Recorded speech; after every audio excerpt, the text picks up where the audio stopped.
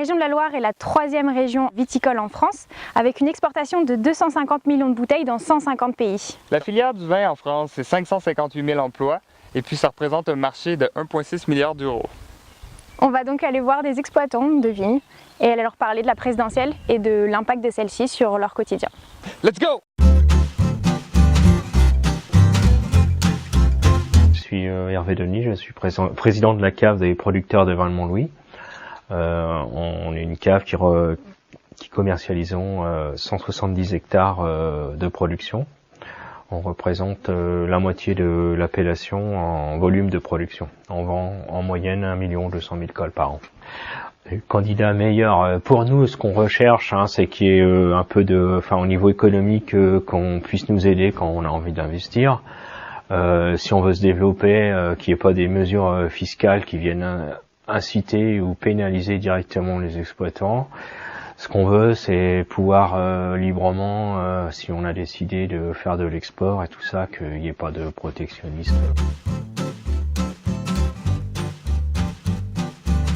Notre principal souci, il est plus sur le climat, voilà, parce que là, on est en période où on a les gros risques de gel de printemps. Sur les 5 dernières années, on a perdu 2 récoltes et demie. Je veux dire, on a l'habitude de prouver ce qu'on sait faire.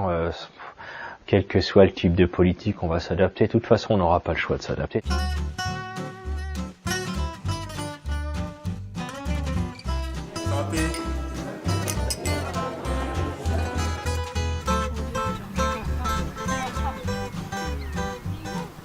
Je m'appelle Patrick Marnet, je suis viticulteur à Montlouis depuis maintenant, depuis 1985, et autrement j'ai succédé à une famille de vignerons, depuis 5 générations. Donc on sait que les promesses aujourd'hui pour tous les candidats qui font de la politique, je dis bien tous, aujourd'hui c'est de l'électoralisme qu'ils font, c'est tout. Donc on voit bien les candidats se succèdent et finalement qu'ils soient de gauche, qu'ils soient de droite, j'en ai vu quelques-uns passer, il n'y a rien qui est fait, quoi. Donc je pense que quand une lessiveuse est vide, on peut pas aller piocher dedans, quoi. Donc aujourd'hui, ce que j'attends, c'est de voir des gens qui remettent une économie en route, et puis qui fassent que tout le monde puisse s'en sortir, qu'il y a peut-être un esprit de partage, parce qu'il est clair qu'aujourd'hui le partage on connaît plus, quoi. On voit bien qu'il y a une minorité qui s'engraisse, excusez-moi l'expression, au profit de certains qui bossent et qui sont pas récompensés du travail qu'ils donnent, quoi, voilà. Est-ce qu'on a parlé de vin pendant cette campagne ?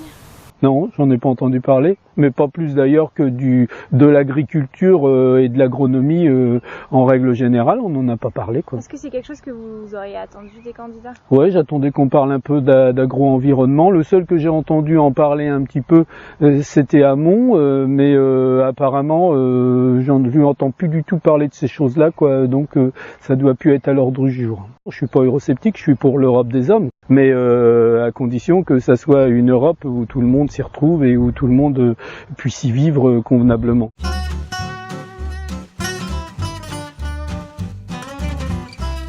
La production viticole en France ne représente pas la majorité des électeurs et c'est la raison pour laquelle on n'en parle pas beaucoup pendant cette campagne. Si vous avez aimé cette vidéo, n'hésitez pas à mettre un pouce bleu, à partager et puis à bientôt. Bye bye!